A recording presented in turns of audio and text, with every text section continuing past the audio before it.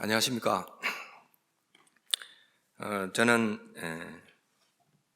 일산에서 2020년 5월부터 교회에 출석하고 있는 최병기 형제입니다. 지금 제가 좀 많이 불편한데요. 좀 편안하게 들어주셨으면 감사하겠습니다. 저는 제 간증을 먼저 가족 소개 먼저 하고, 그리고 제가 처음 믿게 된 내용, 사건, 그리고 믿음의 고난, 그리고 가족 구원, 그리고 제가 대학 시절 때 영향을 받았던 그런 내용, 그리고 직장 생활을 하면서 그 고난 받았던 내용, 그리고 사랑침례 교회를 만나게 된 내용, 그런 내용으로 그런 순서대로 말씀을 드리도록 하겠습니다. 먼저 가족 소개부터 해야 하는데, 일단 평범하지 않는 가정이고 아픈 사연이 있어서 마음이 착잡합니다. 저는 1966년생으로 경남의 작은 도시 진해에서 태어났습니다. 금년 57세이고요. 직장은 협동조합 중앙회에서 31년째 근무하고 있습니다. 지금은 은행 쪽 업무를 담당하고 있고요. 금년 12월 31일자로 명예퇴직을 하게 됩니다. 지난 금요일 사직서 냈습니다. 약 한 20일 정도 출근하게 되면 자유인이 됩니다. 저 소개는 이 정도로 하고요. 저와 함께 사는 우리 처는 김미애 자매입니다.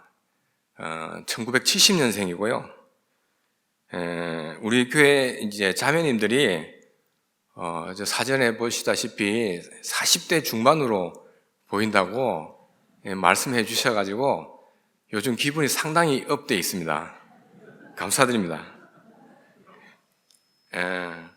사실 저희 처는 굉장히 좀 밝은 편입니다.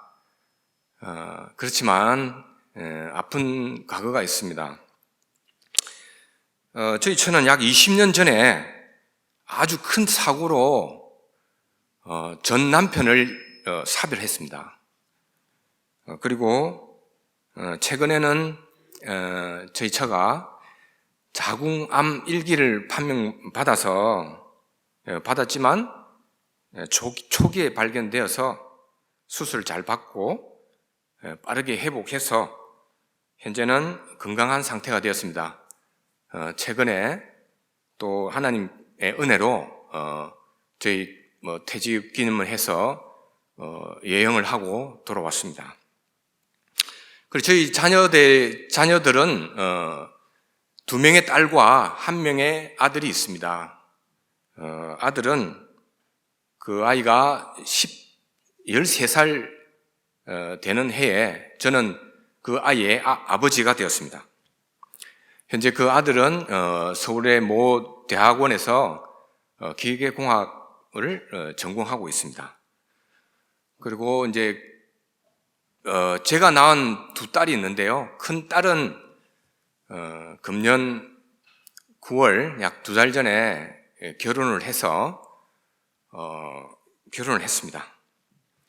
그리고 이제 막내 딸은 지금 24살인데요. 이제 직장 생활 독립해서 수원에서 독립을 하고 또 그 아이도 대학원에 이제 졸업반입니다. 세 아이가 다 대학원을 다니고 졸업하고 그랬어요. 공부는 별로 잘 못하는데 아무튼 다 주님 안에서 성장해서 그리스도인이 되어서 이렇게 지내고 있습니다. 저희 가족은 소개는 이 정도로 하고요. 제가 처음으로 이제 예수를 믿게 된 것에 대해서 말씀드리겠습니다. 저희 부모님은 두 분 다 일본에서 출생하셨습니다. 일본 이렇게 이주하는 그 정책에 의해서 아마 그런 것 같은데, 어린 나이에 다시 한국으로 돌아오셔가지고 진해라는 곳에 정착하게 되었습니다. 진해라는 도시는 일본인들이 계획 도시로 만들어서 일본인들을 거주시키고 하는 그런 1920년대 해서 아주 그 계획 도시입니다. 제 부모님들은 배움이 없으셔서 험한 일들을 하셔야 했습니다. 그리고 가난을 벗어날 수가 없었습니다. 아버지께서는 평생 운전을 하시면서 가족들을 부양하셨고, 또 어머니께서는 저를 낳으시고, 이 아이만큼은 고등학교까지는 꼭 공부를 시키겠노라 다짐을 하셨다고 합니다. 그 당시에 아버지께서는 종교가 없으셨고, 어머니께서는 절에 다니시면서 가족의 안녕과 번영을 빌었습니다. 음력 4월 초파일이 되면 어머니께서는 동생들을 집에 남겨두고 저를 데리고 이제 인근 절에 가서 가셨습니다. 가서 저에게 절은 시키지 않으셨는데 어머님은 정성껏 그 108배를 하시고 하셨던 그 장면이 기억납니다. 제가 알기로 저의 그 친가와 외가를 다 합쳐서 예수님을 믿었던 분이 한 분도 안 계셨습니다. 그래서 이런 집안 분위기 속에서 어느 누구도 저한테 예수를 믿으면 안 돼, 교회 가면 안 돼 이렇게 말하지는 않았지만은 저는 스스로 교회 가면 안 되는구나 이렇게 생각을 했습니다. 초등학교 시절 교회에서 한 300m 그 근처에 교회가 있었는데요. 그 교회 마당에는 그 뺑뺑이라는 그 놀이기구가 있었습니다. 그래서 가끔 가서 교회 마당에서 놀고 했던 기억이 납니다. 저는 그렇게 수줍음이 많고 또 운동을 좋아하는 그 아이로 중학교 3학년이 되었습니다. 어느 날 어떤 친구가 저에게 와서 교회에 가면 축구 시합에 들어갈 수 있다 이렇게 말해서 저는 너무 운동하는 걸 좋아해서 교회에 가겠노라 약속을 했습니다. 그리고 약속한 날 그 교회로 갔습니다. 그 교회는 제가 뺑뺑이를 타고 놀던 그 교회였습니다. 교회 대문 앞에까지 갔는데 왠지 그 예배당 안으로 들어갈 수가 없었습니다. 그래서 친구들에게 나 대문 앞에서 너희들 기다릴 테니 갔다 오라 했는데 그 친구들이 들어가고 조금 있으니까 아주 키가 큰 분이 나오셔가지고 괜찮으니까 들어가자고 이렇게 했습니다. 그래서 저는 계속 그렇게 거절을 했습니다. 그 크신 분이 저를 막 이렇게 딱 집어가지고 그 예배당에 그냥 쳐넣었습니다. 그때 이제 예배당 들어갈 때 그때 저는 느낌이 불 속으로 들어가는 그런 느낌이었습니다. 그게 제가 교회 처음으로 간 장면입니다. 교회에 가자마자 저는 그 복음을 바로 믿지는 못했습니다. 고등학생이 되고 예배와 성경 공부를 통해 저는 복음을 알게 되었습니다. 그리고 언제인지는 확실히 모르지만 예수님을 저희 구원자로 고백하고 구원을 받고 침례를 받았습니다. 저희 아버지께서는 자식들에게 이렇게 야단치는 일이 거의 없으셨습니다. 공부를 못해서 야단치거나 이런 일이 거의 없었습니다. 아버지께서 힘든 일을 하고 오신 날은 어머니를 많이 좀 괴롭히셨고, 또 그때는 저희 자식들은 좀 공포의 대상이었습니다. 아버지가 이제 제가 장남입니다. 교회 예수를 믿는다는 것을 아시게 된 아버지께서는 단호하게 교회에 다니지 말라고 하셨습니다. 그 당시 이제 명절날이 되면 친척들이 이제 큰 아버지 댁에 모여서 제사를 지냈습니다. 어느 명절날 다 함께 엄숙하게 이제 절을 하는데 저는 절을 할 수 없었습니다. 왜냐하면 교회에서 그렇게 배웠기 때문입니다. 작은 아버지께서는 저에게 니는 왜 절 안 하노? 이렇게 말씀하셨습니다. 청천벽력 같은 소리였습니다. 저는 작은 소리로 교회 다니는데요 라고 대답했습니다. 교회?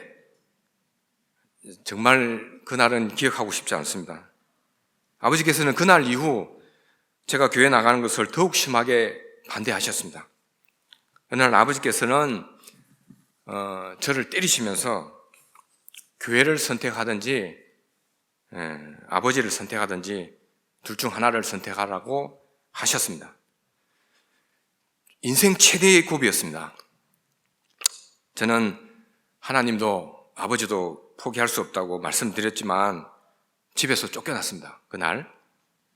그때 처음으로 죽어버릴까 하는 생각도 했지만 어머니께서 아버지가 주무실 때까지만 밖에서 좀 기다리라고 해서 그날은 밤이 아주 늦었어야 집에 들어갈 수 있었습니다. 폭풍우와 같은 그날 이후 아버지의 박해는 약간 진정되었고 저희 신앙생활은 지속될 수 있었습니다. 예수를 믿고 나서 가장 큰 저의 바람은 가족 구원이었습니다. 동생들은 저를 따라 자연스럽게 교회를 다니게 되었지만 기독교 박해자인 아버지와 불교 신자인 어머니는 정말 어려운 난관이었습니다. 그 당시에 간절하게 기도했던 기억이 있습니다. 기독교 박해를 하셨던 아버지께서는 3남매 자식들을 먹이고 입히고 공부시키기 위해서 정말 최선을 다해야 했습니다. 새벽 2시에 일하러 나가시는 아버지를 볼 때 저는 더욱 간절하게 구원을 위해서 기도했습니다. 죄송합니다. 아버지, 제발 우리 아버지, 어머니 살려주세요.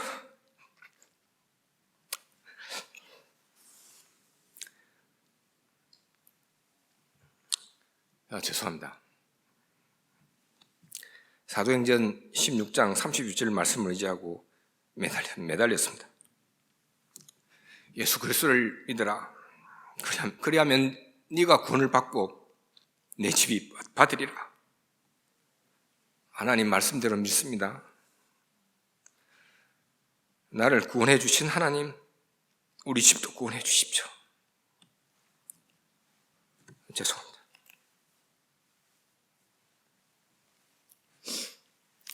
연습할 때는 안 울었거든요. 하나님의 응답은 즉시로 해주지 않으셨습니다. 때도 쓰고 왜 응답되지 않느냐고 따지기도 했습니다.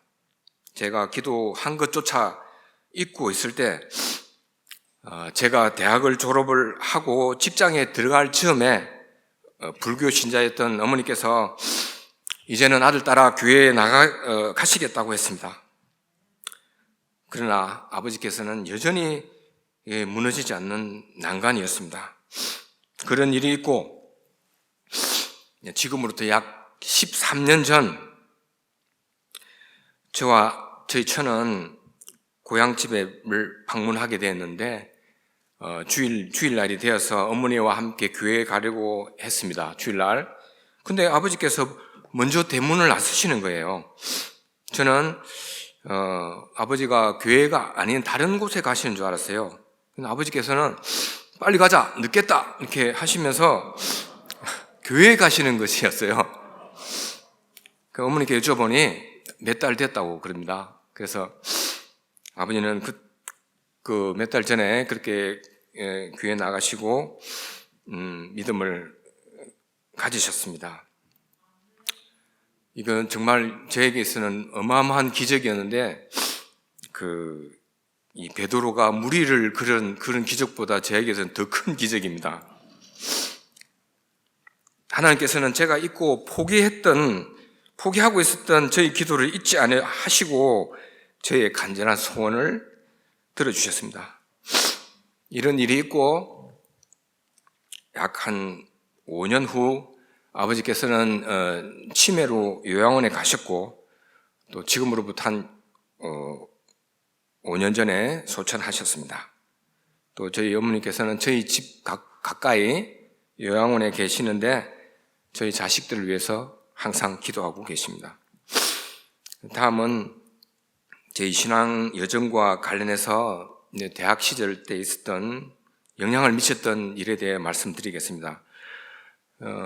저는 학창 시절 공부를 그렇게 잘하지 못했습니다. 그래서 지방에 있는 대학에 입학했습니다.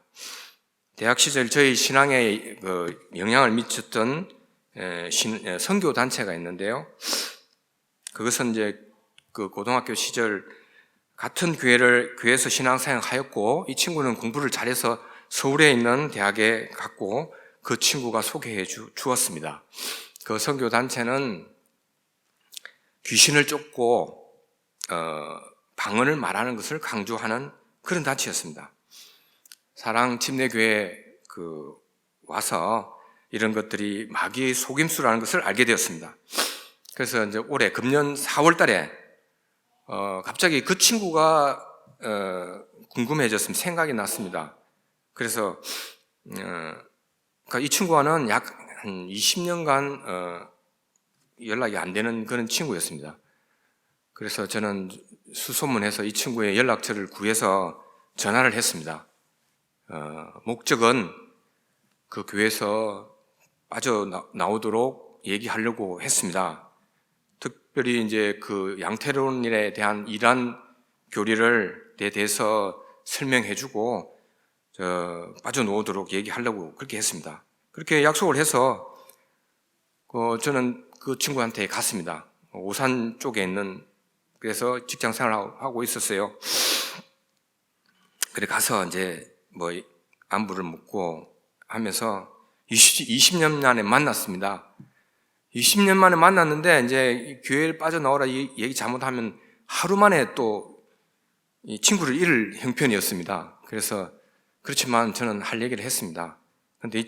근데 다행히 이 친구는 몇 년 전에 그 교회에서 빠져나왔다고 합니다. 그리고 이 친구는 그 교회에서 이제 재정부로 아주 오랫동안 봉사하였다고 합니다. 그리고 그 친구는 그 교회가 매우 폐쇄적이었다. 이렇게 짧게 얘기를 했습니다.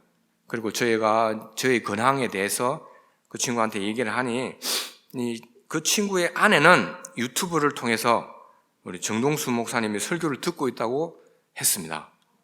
참 반갑고 다행한 일이다 이렇게 생각했습니다. 저는 이제 대학 졸업할 즈음에 하나님의 은혜로 지금의 직장에 취직하게 되었습니다. 부모님께서는 매우 기뻐하셨고 주위에서도 부러워하고 문제가 없는 그런 청년이 되었습니다. 그러나 직장 생활은 아버지의 기독교 박해보다 더 어려운 고난의 연속이었습니다. 저희 직장에서의 신앙생활은 실패의 연속이었습니다. 하나님을 사랑하는 마음이 끝도 없이 추락하였습니다. 일요일에 교회에 나갔지만 퍽퍽한 신앙생활은 지속되었습니다. 교회를 나가지 않은 시간들도 많았습니다. 그러던 중 지금의 아내를 만나고 신앙생활을 잘해보려고 해보았지만 잘 되지 않았습니다. 다니는 교회 목사님의 설교 말씀에 은혜가 되지 않았고, 그것도 지인을 통해서 다른 교회로 옮겨 보았지만, 이번에는 목사님이 사고를 쳐서 교회에 나오지 않는 것이었습니다. 그래서 또 그런데 아내는 이렇게 방황할 때 저희 처는 신천지 교육센터에 가서 또 6개월 동안 교육을 받는 일이 있었습니다. 아내는 자신이 결코 신천지에 빠지지 않았다고 저한테 꼭 얘기해달라고 했습니다. 6개월 이후에 그 신천지 교육을 받고 그 아내가 신천지 교육센터에서 책을 한 권 갖고 왔는데요. 제가 그 책을 살펴보다가 좀 이상한 걸 발견했습니다. 책 중간중간에 화이트로 이렇게 지워놓은 부분이 있더라고요. 그래서 좀 이상하게 생각하는데 제가 이게 책을 이제 듬성듬성 보면서 보니까 이분들이 이제 지우다가 못 지운 부분을 저는 발견했습니다. 그게 뭐가 있냐면은 도서출판 신천지 이렇게 되어 있었습니다. 그래서 저는 즉시로 유튜브를 찾아서 신천지 관련 자료를 찾아서 아내에게 전달해 주었고, 당장 그만두지 않으면 헤어지겠다, 이런 강경책을 썼습니다. 이 신천지 탈출기에 대해서는 다음에 저희 처에게 자세하게 들으시는 게 좋을 것 같습니다. 탈출은 잘 하였는데 제대로 된 교회를 찾는 것은 매우 어려운 일이었습니다. 주일마다 이 교회 저 교회에 가봤습니다. 목자 없는 양같이 떠돌았습니다. 결론은 별 교회 없다. 이단만 아니고 내가 신앙생활을 잘 할 수 있으면 적당한 교회 찾아서 정착해야 되겠다, 이런 마음을 먹고 집에서 멀지 않는 성결교회를 나가기 시작했습니다. 그 교회는 이디오피아에서 온 흑인 목사님이 계셨는데 그분이 영어 예배를 인도하셨습니다. 저는 영어를 잘 못하지만 그분을 그 예배를 돕는 자로 함께 했습니다. 그래서 그게 나오는 아프리카 아시아 지역에 있는 유학생들, 그리고 국제 결혼해서 정착해 있는 외국인들과 함께 예배하는 것은 저에게 있어서 매우 보람 있는 일이었습니다. 그리고 그 교회에서 여러 가지 어려움은 있었지만 더 이상 교회를 옮길 생각은 없었습니다. 그러던 중 2020년 잘 아시다시피 코로나가 터지고 교회를 갈 수가 없는 상황이 되었습니다. 그때 저희 아내는 정동수 목사님의 유튜브 동영상을 들어보라고 저한테 권했습니다. 저는 한편의 설교를 듣고 조금 색다르다, 복음의 핵심을 찌르는 설교인 것 같다라고 생각하고 좀 더 알아봐야 되겠다 싶어서 바로 그 5월 달에 이 교회에 왔습니다. 사실 코로나가 아니었으면 저는 오지 못했을 겁니다. 왜냐하면 그 교회에서 그 영어 예배를 돕는 일에 제가 충실했을 겁니다. 그래서 여기 와서 그 사실 오늘 간증 제목이 코로나 감사해요라는 데인데요. 그 간증 제목으로 부적절하다고 해서 급하게 바꿨습니다. 웃어주셔서 감사합니다. 사랑침례교회 예배 분위기는 친숙한 느낌이었습니다. 제가 처음 신앙생활을 한 곳이 침례교회였기 때문입니다.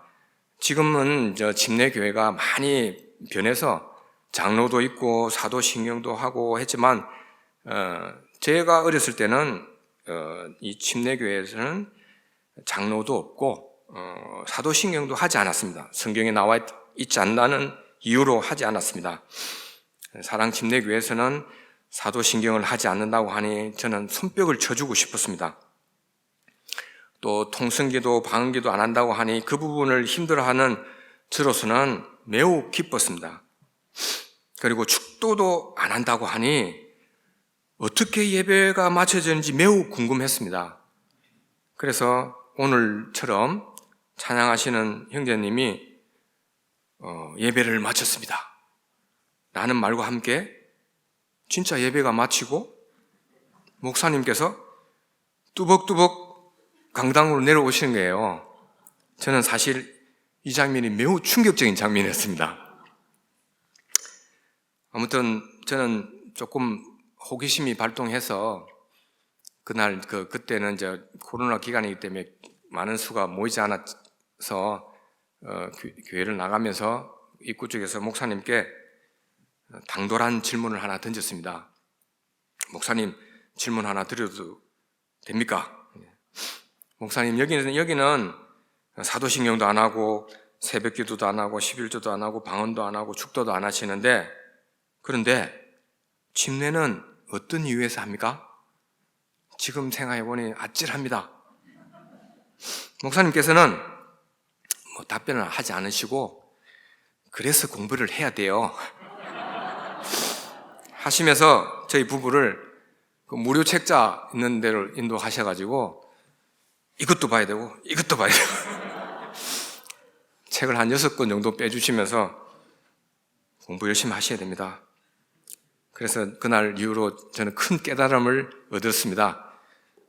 목사님께는 질문하면 안 되겠다. 그리고 그 이후로 이제 이전 교회에서 이제 연락이 왔습니다. 교회 나오세요 했는데 저는 이미 교회를 옮긴 터라 마음이 훨씬 수월했습니다. 저는 우리 교회가 추구하는 가치인 신자의 영혼의 자유, 바른 신학교의 추구, 하나님의 경륜에 따른 세대주의를 깊이 동의합니다. 특히 하나님의 말씀을 바르게 나누지 못해서 이해되지 못했던 많은 문제점들이 해결되었습니다. 저는 2021년부터 신학원에서 공부하고 있습니다. 뭣도 모르고 시작해서 많이 고생했지만 인생의 중요한 전환점이 된 것 같습니다. 저는 형제 자매님들과 함께 참되고 바른 신학교회에 참된 복음을 전하기 위해 작은 힘을 보태려고 합니다. 요즘은 은퇴를 앞두고 많은 분들이 걱정을 해주십니다. 저는 염려하지 않습니다. 하나님께서는 저를 여기까지 인도하셨기 때문입니다. 저의 얘기를 경청하여 주셔서 감사드립니다.